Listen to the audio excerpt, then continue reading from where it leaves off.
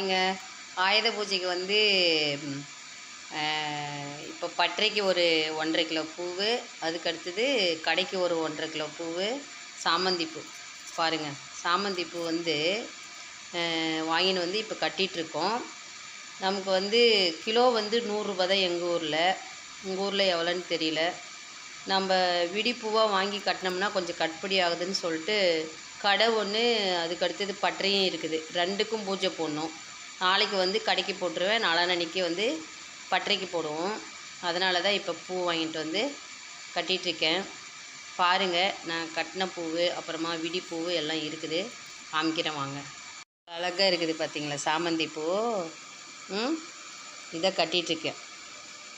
அப்புறமா இங்கே பாருங்கள், கட்டின பூ கொஞ்சம் இருக்குது. இந்த